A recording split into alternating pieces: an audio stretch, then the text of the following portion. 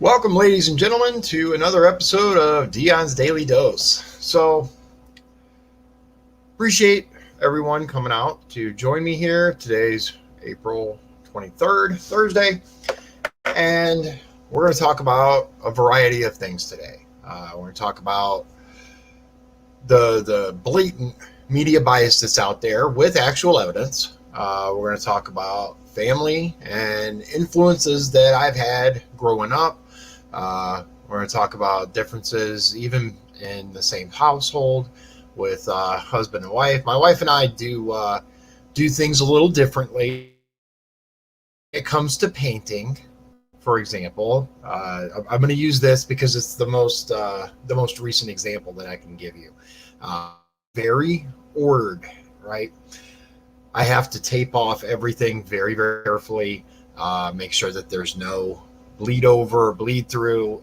You don't miss the lines. I have to make sure that everything's just right.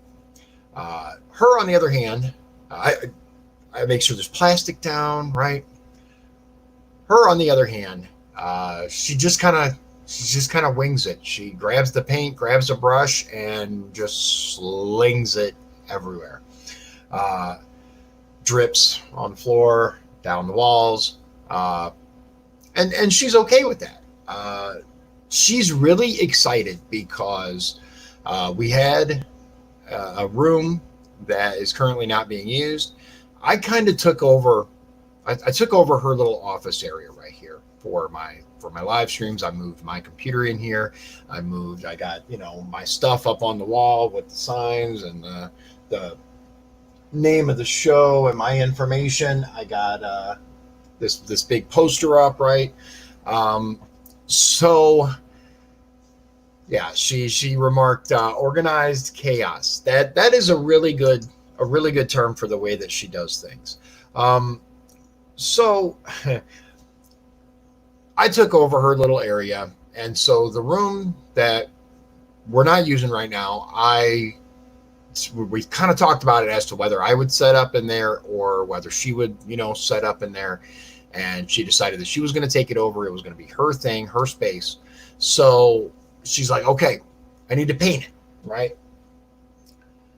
So she starts off, first of all, by, okay, I'm going to grab the primer. And I said, well, do you have any plastic that you could put on the floor, right?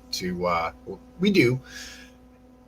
She was ready to just get started. Now there's new carpet in that room, through the house, but there's brand new carpet.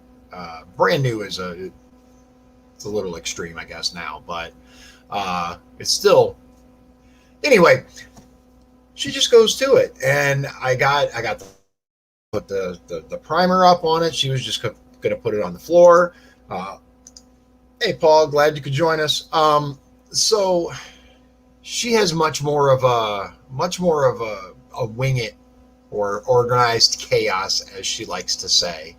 I'm much more of a plan it out, tape off everything. So she doesn't like painting with me at all, like ever. When we went to do the bathroom, I didn't even care about Chris, thanks for joining us. I didn't even care about drips or anything in the bathroom. Even that, she wasn't having it. So she's really, really excited. I offered. I was like, "Do you want me to tape the stuff off for you? Do you want me to do?" She's like, "No, go away." So I just left her alone. She can do whatever she wants with it. If she gets painting all over the carpet or all down the walls or whatever, it's her office. That she likes. So uh, it's really, how they say opposites attract. Well, we agree on so much, right? But here's the thing: if you agree on 100% of everything with your partner, wife, husband, whatever, is that really a fulfilling relationship? I don't know. That's, yeah. She would like to point out that, for the record, no paint on floors. I would like to add the one word, yet. But here's the thing: even if she does get paint everywhere on it, whatever. So it's just, it's two very different ways of going going about things. Let me know what you think of the setup, the way I have it currently, at least for a little bit. I had spent some time with Paul getting it set up with lighting and everything. I think this works pretty well for the short term until I can get a better location and quality and stuff. For a little bit, this will work. This will work out pretty well. So, special shout out and appreciation to Paul. There he is. Thank you. Yeah, we're gonna have the things that we disagree. We're gonna have the things that we don't necessarily. Oh yeah, well yeah, that's a fair point too. Chris said my wife and I always agree because I have learned. Yeah. Look, I'm very strong-willed. Okay. And there are things that I will agree to just to, expedite, for lack of a better term, just to, speed things up. Hey, Jack, thanks for joining us. So I'm okay with that, but there are certain things that I just can't. And she does point out that she has the extra gene because she does. So I am perfectly fine with agreeing with certain things, but with painting, if you're going to do it right, in my opinion. And doing it right involves taping things off and making sure you don't have bleed through. And I would just like to state for the record that the walls in this area I did not do. Here, if I had, then they would look different. But Jack would like to point out that love waxes and wanes like the moon. Trust can never waver. That's absolutely correct. And that, regardless of the things we agree or disagree on, I trust her 100%. I trust her with my life, just not with my carpet. So, moving on. I want to show you guys, first of all, this story. I saw this earlier today. Let's pop this up here. It's from LaPorte County Herald-Argus, right? And much like many of us have been talking about, we think the virus may have been here for weeks earlier than we believe, right? They go across the numbers for a little bit. But here's the thing, right? There will be individuals that never hit the hospital system and that may very well have had it and won't know that until we have that good antibody test out there to show that they are immune. Box said Indiana's first infections occurred at least a couple weeks before the first illness among a resident was confirmed. That would indicate the virus could have been spreading around Indiana for perhaps 6 weeks before the statewide stay-at-home order took effect March 25th. Now, remember, people, we've been saying this for a while now. Not, me personally, but in general, I agree with those who have said, didn't we have that really bad flu that passed through for a while, right? In January, February. And I was like, yeah. Don't you think that might have been it? Right? And again, they go through all the numbers and whatnot, but let's talk about this in relation to, is this thing worth continuing to destroy the economy over, right? Because if it's been here already, if it was here way back before we instituted any of these social distancing things, right? Look at what we're looking at, right? That means it already passed through. I would bet that a large number of us have some degree of resistance or built up antibodies to it if it already came through. Yeah. Oh, Paul said they're saying that in Cali too now. Okay. So we have, our state health director saying, okay, yeah, it probably already came through, right? We have My wife, Liz, who said so many of my clients were sick with the flu but had negative flu tests. Chris, my wife was the same way in mid-December. Yeah, December, January, February, there was that really, really bad flu. What we thought was a flu going around, right? Thanks, Bill, for joining us. So, from Ireland. So, if it already came through, then are the things that we're doing the right things? By continuing to keep everything shut down, by depriving people of the opportunity to go out and earn a living, right? Is that the right thing?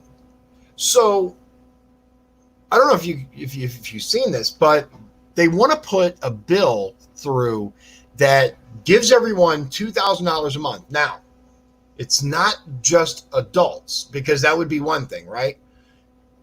They want to give it to 16-year-olds. So 16? Really? Yeah, 16-year-olds. It's mind-boggling. But I'm gonna give you a sneak peek of tomorrow's show, and you guys can tell me whether if I'm gonna pop this up on the screen, and you guys tell me if you're able to see this well enough. If not, I will endeavor to do a better job. But here's what I have right now on tomorrow's show, right?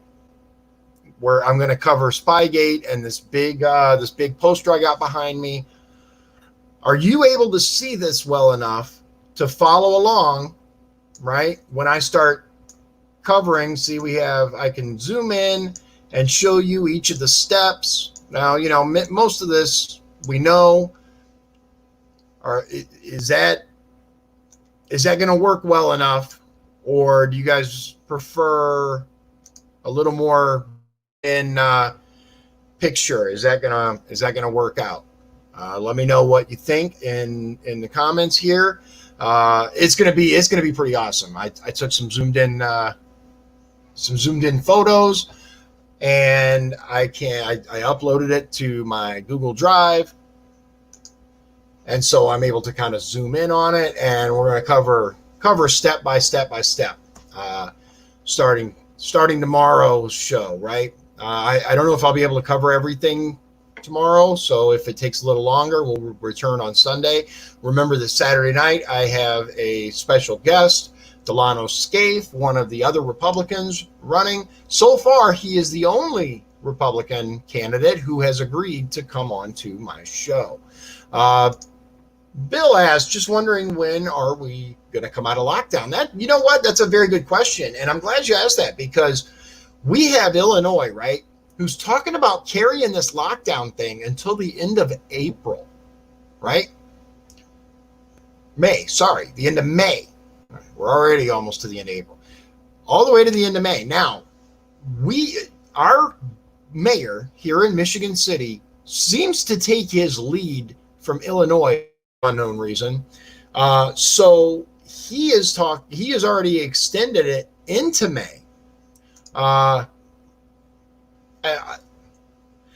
It's a good question. When are we coming out of lockdown? I don't know, but it needs to be soon. Paul says we don't do it with any other viruses ever. We've never had anything like this.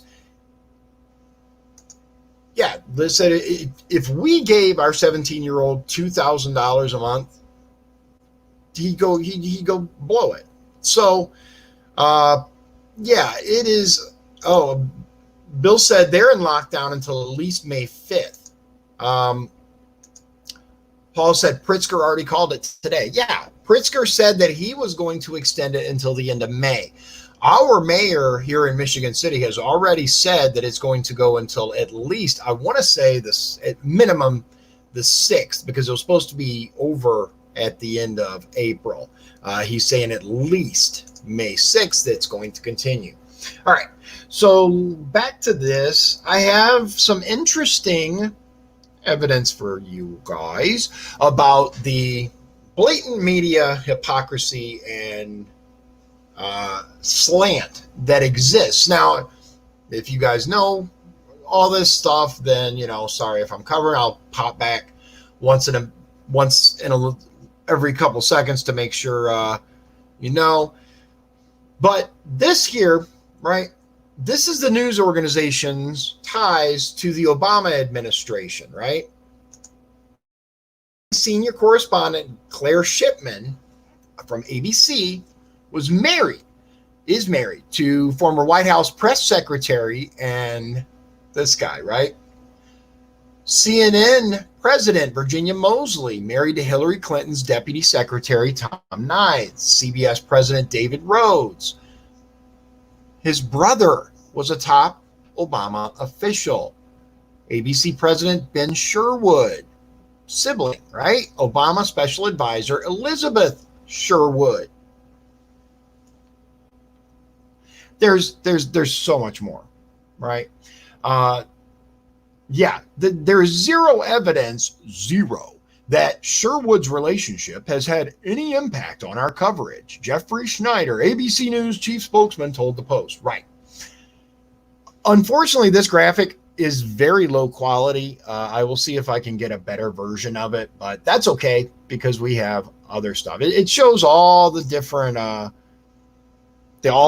connections. We can see here Susan Rice is married to Ian Cameron, former executive producer of This Week at ABC News. Claire Shipman, married to Jay Carney. Matthew Jaffe, married to Kate Hogan. There's so much. Let's see here. Make sure I get caught up on my comments. Oh, yeah, that's the next thing. Liz said mandatory face masks in Illinois starting on May 1st. Mandatory face masks. So Bill says everyone in Ireland from 16 to 66 that has lost job or isn't working gets 350 euros a week.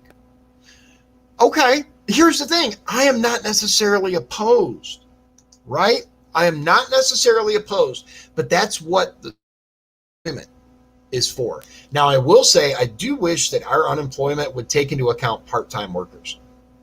If we could figure that out, if we could fix that, the unemployment system, the overwhelmed, understaffed unemployment system, let me be clear, because there are people who are filing for benefits who still haven't heard, who still haven't gotten anything, who the system crashed. They need help.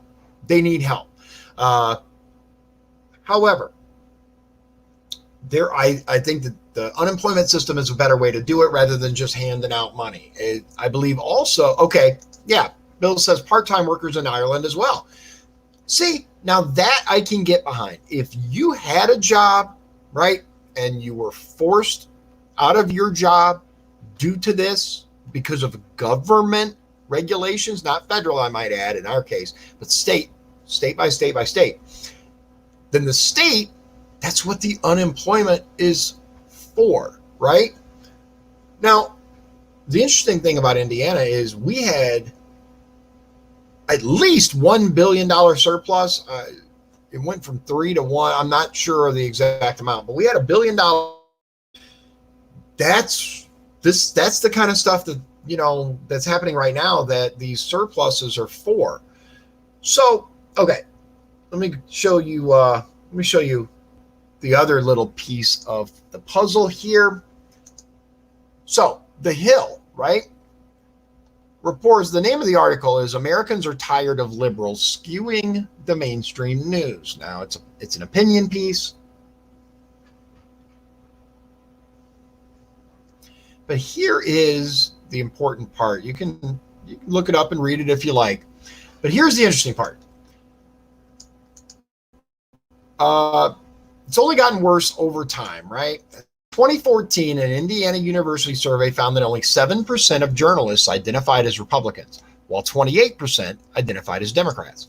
In 2002, the same study found that 18% of journalists identified as Republicans and 36% said they were Democrats. In just more than a decade, a 2-to-1 Democratic Party advantage. I'm not sure why I did that. But here we are. Okay. Now, 2-to-1 Democratic Party advantage had grown into a 4-to-1 discrepancy. Now, a study conducted by the Center for Public Integrity during the 2016 election revealed that more than 96% of political donations from journalists went to the Hillary campaign, right? 96% of donations from journalists. Moreover, just a few weeks ago, this is an old article, prominent television journalist Lara Logan warned that the mainstream media harbors serious political bias, arguing that the right-leaning news outlets often get drowned out by the liberal publications. So, Ballotpedia reported on it, right? Fact check. It says, because during an MSNBC interview on July 14th, Representative David Brat and host Craig Melvin discussed Russia's alleged involvement in the 2016 presidential election. Brat, I don't know, claimed the media is biased for giving more attention to the Trump administration's alleged Russian connections than to the topic of Hillary Clinton's connections to foreign money through the Clinton Foundation. Brat said, why is that? Well, maybe it's because 97% of the donations from mainstream media folks go to the Democrat Party. Is he correct that 97% go to the Democrat Party? There's actually far, far more, right? He was referring to an analysis by the Center for Public Integrity, CPI, the study that we just talked about, right? CPI reported that more than 96% of those donations were made to Clinton during the primaries and first month. We've seen before, right? People talk about how much money Clinton raised. Why do you think that is, right? So Ballotpedia also reviewed 3 other analyses. The Center for Responsive Politics found that 65% of contributions from those identified as journalists went to Democrats in the 2010 election cycle. An analysis by MSNBC.com found that 87% of the 143 donors who made contributions from 04 through 08 gave to Democrats or liberal causes. 87%. The Media Research Center found that 94% of donors affiliated with 5 news outlets also contributed to Democrats between 08 and 16. So I think it's pretty obvious, right? There's so much more, and it goes a little deeper into, each article, but unfortunately, this guy's right. This guy is right. A majority of the donors or a majority of the donations, depending on the study, benefited Democrats or liberal causes. Now, is that journalistic,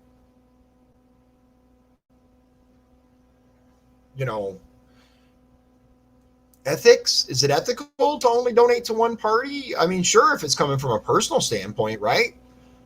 But if we're seeing that over 90% of these donations are ending up in the coffers of one party, doesn't it stand to reason that there is some bias going on? I'm telling you, it's so deep on this. You guys are gonna love this. This is just what I've been able to come up with so far. But I'm telling you, on this, I'm going to show you real quick the media, right? Sarah's going to like this because here is Mother Jones. David Korn, a reporter with Mother Jones, met with Christopher Steele from the Steele dossier, right, in late October 2016 via Skype. He subsequently wrote an article which referenced Alphabet, disclosing the existence of the dossier along with Steele's relationship with the FBI. Korn communicated with top FBI lawyer James Baker prior to the election and provided him with additional parts of the dossier just before or after the election. Look at all this, right?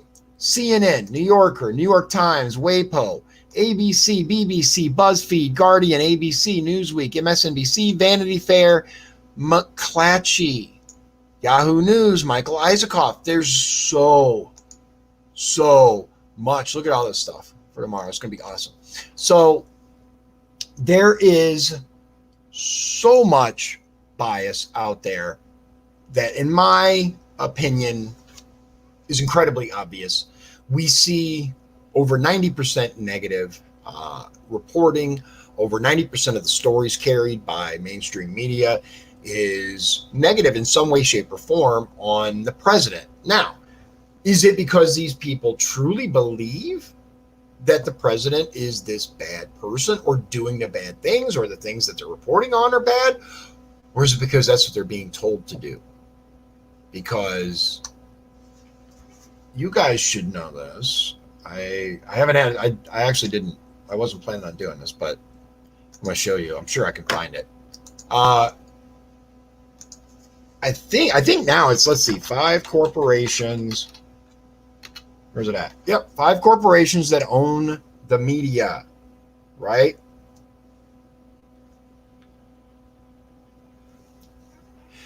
Who owns the media? PBS.org. By 1992, the number had dropped by half. By 2000, 6 corporations had ownership of most media, and today 5 dominate the industry. Time Warner, Disney, Murdoch's News Corporation, Bertelsmann of Germany, and Viacom, right? Let's see here. Let's go to images.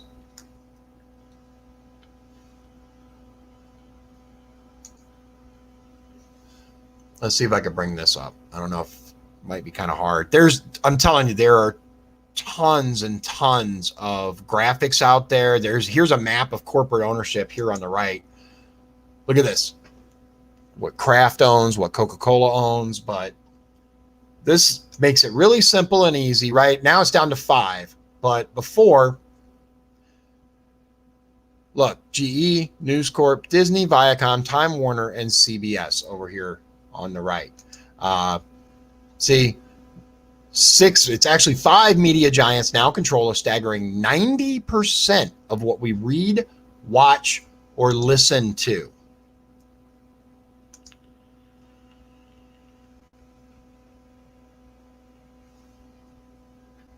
Back in 1983, it was 50 companies, right? It's from last year and is missing. So let's see, when this was actually way back in 2012. GE, Time Warner. So now it's even worse. This is all part of the same graphic. So look, it's a dated graphic. 232 media executives control the information diet of 277 million Americans. That's one media exec to 850,000 subscribers, right? Total 2010 revenue for the $275.9 billion. That's $36 billion more than Finland's GDP. It's enough to buy every NFL team 12 times and 5 times the government bailout of General Motors, right? The Big Six control 70% of your cable. Comcast NBC merger guarantees control of 1 of every 5 hours of television. Monopoly of 11 U.S. markets like New York City and Chicago. 178 million unique users read Time Warner News every month. That's twice Dig, Tumblr, and Reddit combined, and also almost 3 times Google News. News Corp owns the top newspaper on 3 continents. In 2010, they avoided $875 million in U.S. taxes, which is enough to double FEMA's budget or fund NPR for 40 years.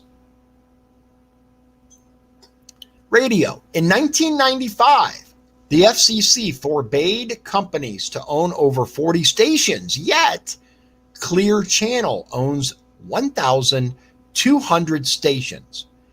In, I think it's Minot, North Dakota. Minot, whoever actually knows how it's said, let me know. They own every station. Every station. Everywhere else in the United States, 80% of stations' playlists match Mrs. Robinson has aired 6 million times. That's 32 years of back-to-back nonstop play. Listening to Mrs. Robinson for the first time, age 3, still listening to Mrs. Robinson 32 years later at age 35, nonstop. Movies. The Big Six's box office sales hit $7 billion in 2010. That's 2 times the box office sales of the next 140 studios. AOL spent $124 billion to buy Time Warner. That's 6 times what Congress funded to rebuild Iraq. Enabled by FCC deregulation and a decades-long orgy of mergers and acquisitions, these 6 giants dominate our media landscape. Until regulations return or they buy each other out of existence, they will continue to control 90% of everything Americans see, hear, and consider important. Now, does this concern you? It concerns me. It absolutely concerns me. I think that there is a very, very serious problem here.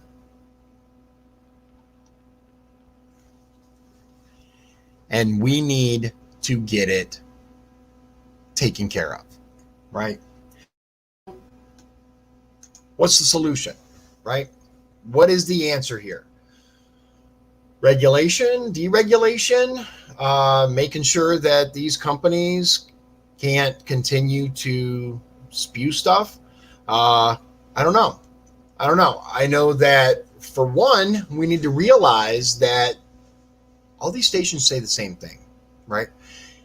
I don't know if you guys have seen the video where it shows, the video specifically that I saw was about where they were talking about dangers to our democracy. And it was all these different stations, right, from all across the country saying the exact same thing. Exactly. Verbatim. The only thing that changed was, right? So this guy, Kevin Putnam, I can't see what you're posting. It's just blank for me. So I have no idea if you're posting GIFs or memes or whatever. It doesn't post on my, I can't see it. This is what it shows up as, Kevin. So I don't know what to tell you. It is what it is. So we have a society that's founded, unfortunately, on information, right? Information-based society. The more information that we have, the more we can do something about it. Or not, as the choice may be for each and every one of us. If we have incorrect information or biased or skewed information, right? It limits what we can do. And it limits us as far as what we think is best, right? It influences minds. Let's face it. Let me show you here. So I think this is really important. I'm actually gonna, this is, like I said, it's dated, right? It's an older article, but it's very, very important for all of us to understand what is going on here and to see for yourself what these companies really control. It really is quite crazy, all of these companies that control everything. Here's another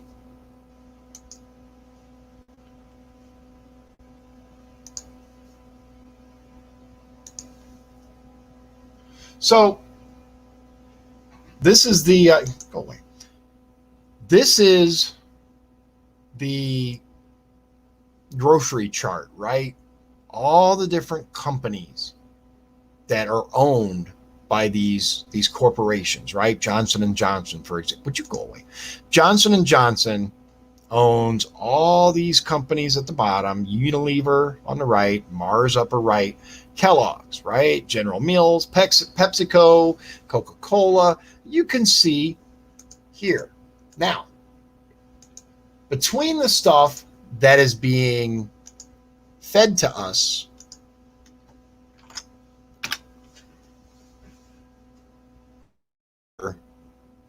eyes and ears, the things that we see, the things that we hear, a small number of companies also control what we consume physically, right? Procter and Gamble, Nestle, Kraft, right? Started wondering about other industries. It seems there's a pattern in every industry for larger companies to become even larger by buying of smaller ones and spreading. These giant corporations make it extremely difficult for startups and small businesses to compete at all. Here's a list of companies that own the media and the news. Time Warner owns HBO, Boomerang, TNT, TBS, CNN, True TV, Cartoon Network, Adult Swim, TCM, CW, CBS, right? Showtime, Viacom, MTV, all these, Comedy Central, all that. Disney, whoo, right? ABC, ESPN, A&E, AMC, NBC, right?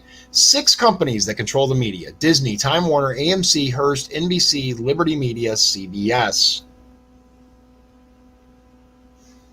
6 companies that own most of the news industry: Bouygues, I don't know how you say that, Construction, Lagardre, Fininvest, Gazprom, Bertelsmann, News Corporation. Here's a list of the companies that own the fashion industry.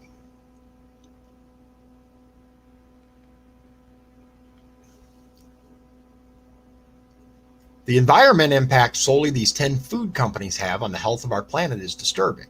As Business Insider reported, the Big Ten emitted 263.7 million tons of greenhouse gas emissions in 2013. And if the companies were a nation, it would be the 25th most polluting country in the world, right? And that's before you get into everything else. Here is the list of companies that essentially own the internet. You've got Microsoft, right?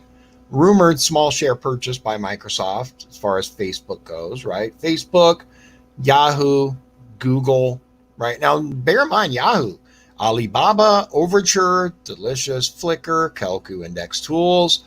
You've got Google. Now, we know Google owns everything, right? YouTube, right? eBay, Skype, Craigslist, PayPal. It's all connected. All of this stuff is connected. AOL, right? Remember Netscape?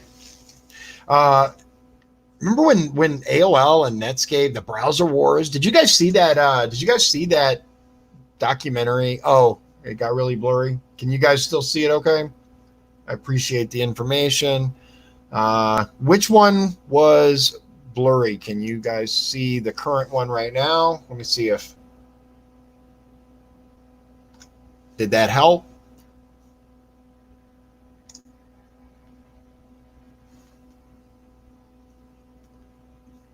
Anyway, there was a documentary. It was called it was about the browser wars, right? And it was about Netscape and Internet Explorer, right? Microsoft went after Netscape, and it was pretty crazy. Yeah, AOL, they used to send the CDs for the free trial, but they own everything now. You know, IMDb, Amazon.co.uk, Audible, right? All of this stuff is connected. Google owns 5% of AOL. Buyout negotiations at the time of this were underway between Microsoft and Yahoo. It's all nuts. Here's a list of major banks, right? 4 banks that own the majority of other banks: Wells Fargo, Bank of America, JP Morgan Chase, Citigroup, right? We'll get to this in just a second. Can you guys still see everything okay? Good. All right. So Citigroup, right? Citigroup owns Travelers Group, Citicorp, European American Bank, and Banamex. JP Morgan Chase, Washington Mutual, Great Western Financial, HF Amundsen, Dime Bancorp, First Chicago, Bank One, First Commerce, JP Morgan, Chase Manhattan, Chemical Banking, Bear Stearns. Bank of America, U.S. Trust, MBNA, Continental Bank, Bank America, Security Pacific Bank Corp, Nations Bank, Fleet Financial Group, Bank Boston Holdings, Bay Bank, Summit Bank Corp, U.S. UJB Financial, Countrywide Financial, Merrill Lynch, Wells Fargo owns, of course, Wells Fargo, First Interstate Bank Corp, Northwest Holding Company, South Trust, Wachovia, Central Fidelity National Bank, Core States Financial, First Union, The Money Store. 4 banks. And here is how all of these companies are connected between each other.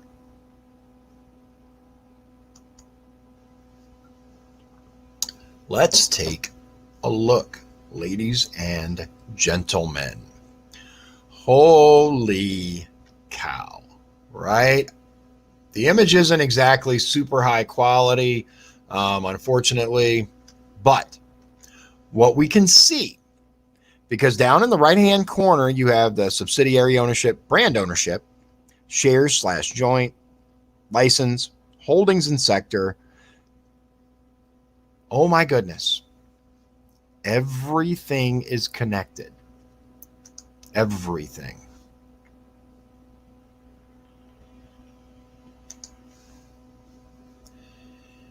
Look at Virgin Mobile down at the bottom, right? Virgin, not even mobile, just Virgin, right? Look at all the swirl that they control. I don't know if we can even get in. No, can't really see.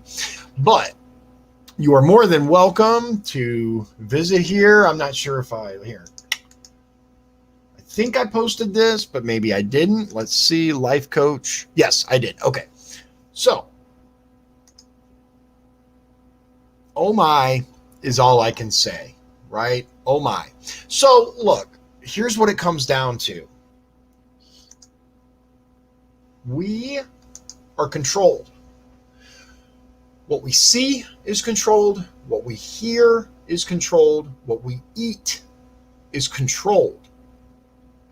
What we're allowed to see online. Now, I don't know if you guys realize this. I have posted it, but sometimes you miss it. You miss stuff all the time. I highly recommend that anything you really want to know about, put it into Google search, right? And click on images.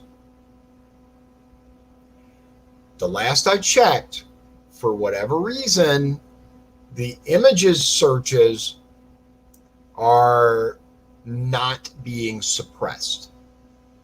Things that you wouldn't normally be able to look up, things that wouldn't show up, are now showing up if you click on the images tab. Now, me personally, I don't like Google. I use DuckDuckGo for my searches, but might be an interesting thing to try.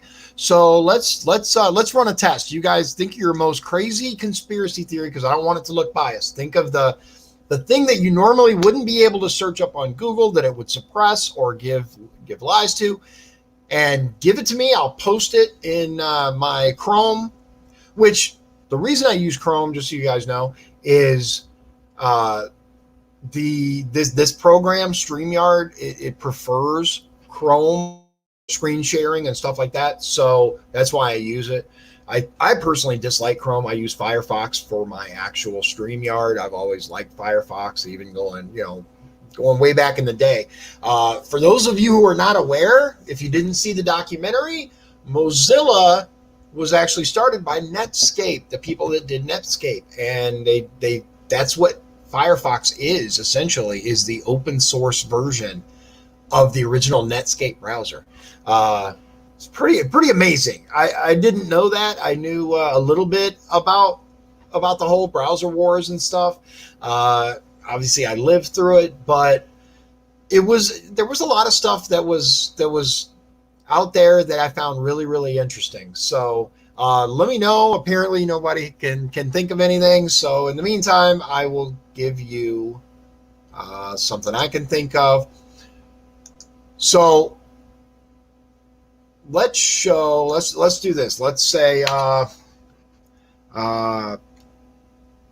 let's do who owns the US. Okay. Then we go to images.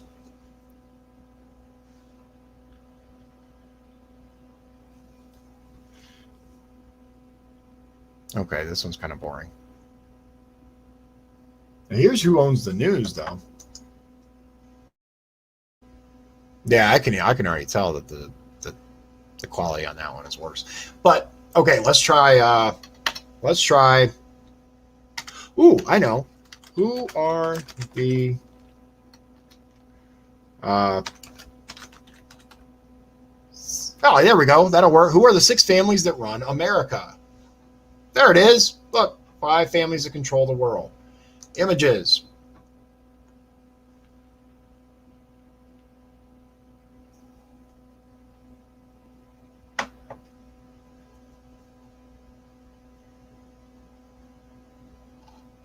Actually, the regular results were much better than images on this. I wonder if they fixed it. Oh, who owns the Chiefs? Okay. All right, let's do that. Where's it at? There it is. Oh, I think I forgot to. There we go. It is interesting, though. Look at this. When I put who are the 6 families, it says 5 families that control the world. You guys have heard, I'm sure, of Rothschilds, right? Rockefellers, Morgan family, DuPont family, and the Bush family, right? Okay, who owns the Chiefs? Let's see. Who owns the Chiefs?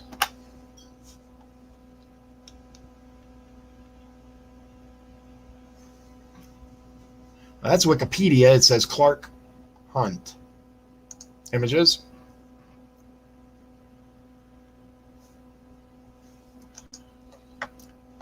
Oh, Slapshot reference. Okay, fair enough. I don't know. Don't know that one, but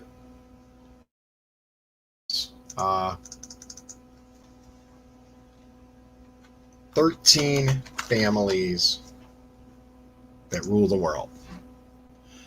There we go. Look at this. Yeah, here you go. Hello there. My name is Jacob Rothschild. My family is worth $500 trillion. We own nearly every central bank in the world. We finance both sides of every war since Napoleon. We own your news, the media, your oil, and your government. You've probably never heard of me. But there are many, many more families, right? But that's something for another day. Before we go, I'll fill you in a little bit about some of the people that have been very influential in my life. A little bit about my childhood. I'm not going to get too much. I took up a lot more time this. Okay, I'll watch Slapshot, Chris says. I will check it out. I'll look it up. It sounds familiar. I've heard of the Hanson brothers, but I don't think I ever got a chance to watch that, so I'll make sure to watch it. So, growing up, right, I was actually raised by my step-grandfather up until I was about 5 years old. I lived in Houma, Louisiana, and I stayed with him because my mother was incarcerated for, I'm trying to remember the exact charges, but basically she tried to cover for my dad. She was like had guns in the trunk of the car, trying to run them between state lines or something crazy like that. She was unique. Anyway, I stayed with my step grandfather until my mom got out. Then we moved to Alabama for a little while. My grandmother, Audrey, that's who we kind of moved in with, and she was a trip. She was from southern Louisiana, Alabama area. I think she was born in Alabama, but she was born in Alabama, then moved to Louisiana for a while.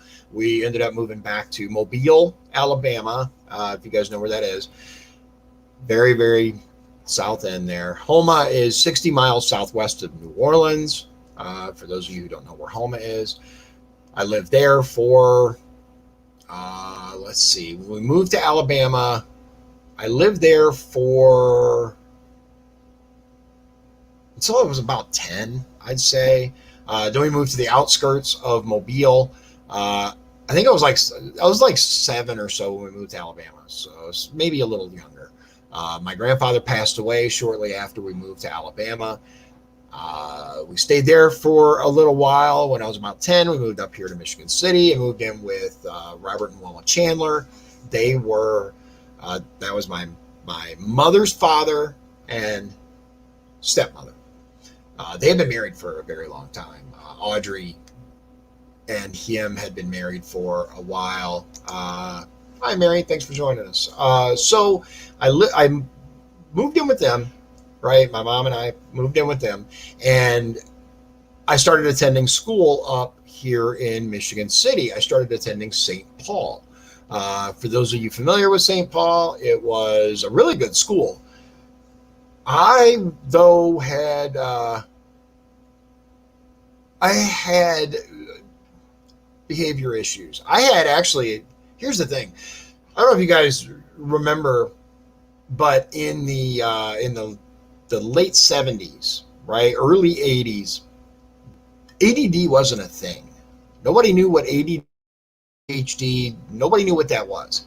In my day, when I was a kid, it was called hyperactivity disorder. And they actually thought that the reason that I was hyper was because of sugar. This is our medical community, y'all, right? They thought that by eliminating all sugar from my diet, that I would suddenly be not hyper. Okay, because my mom, she took me to doctors, she took me to to stuff because I was hyper, right? I admit that.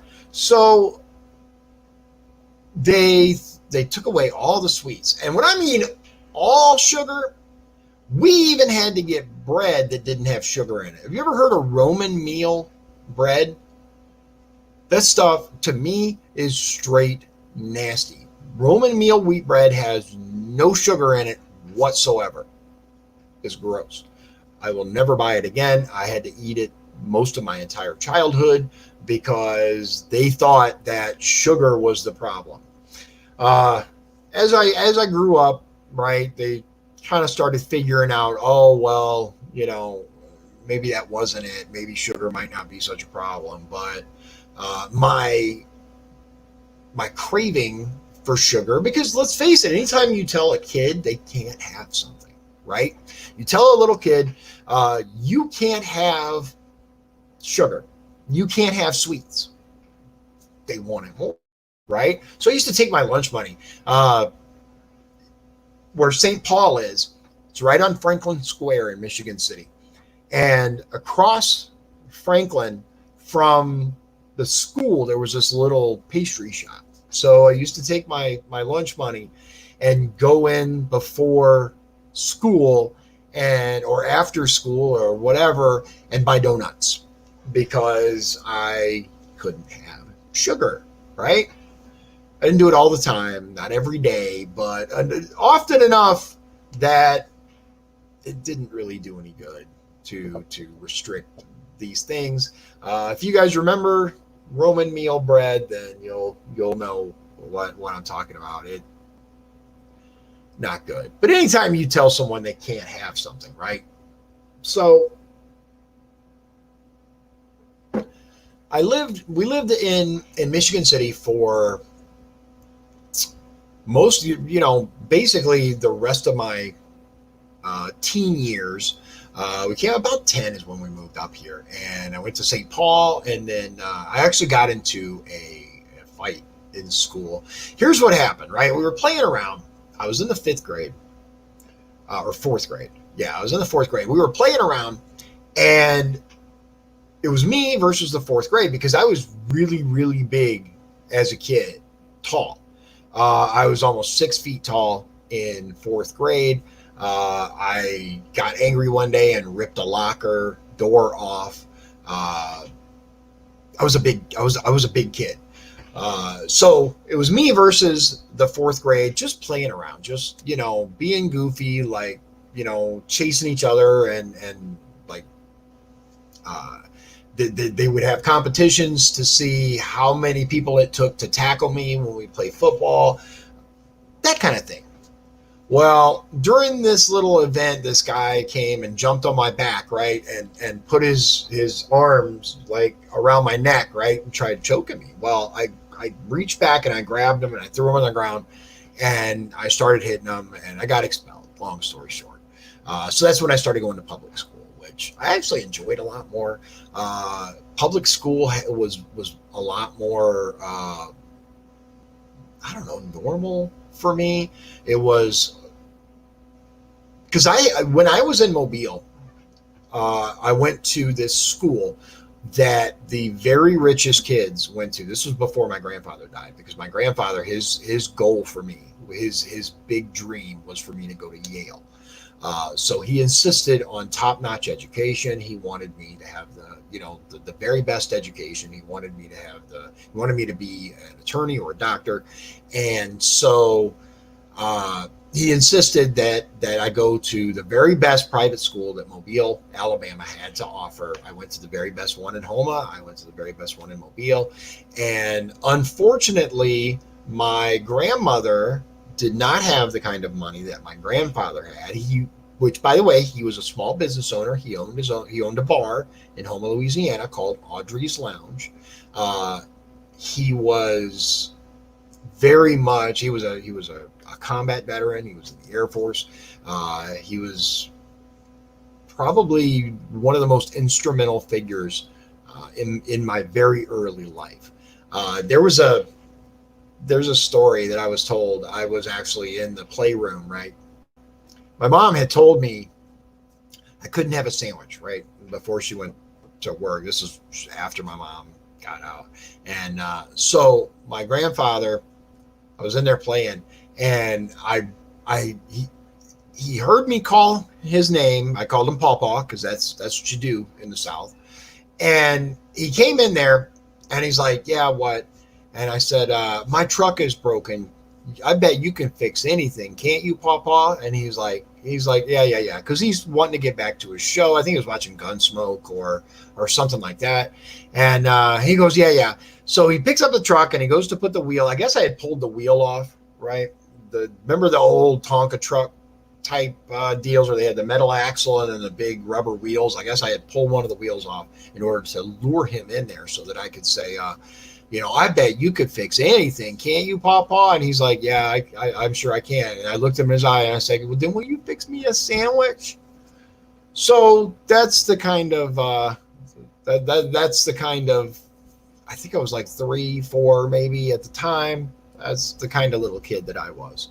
So he's probably the most instrumental for my very, very early life. But we'll cover more another time. Tomorrow's going to be good. I want to make sure that I get everything lined up for you guys so that we can cover this huge chart here step by step and piece by piece. I want to make sure I give you good quality images. I might take a few more and pick the ones that are best. We'll go through each area and I'll try to provide additional links. So I appreciate everybody coming out. Thank you for joining me, as always, on Dion's Daily Dose. And if you want to learn more about me or my platform, visit dionbergeron.com. God bless you, and God bless the United States of America.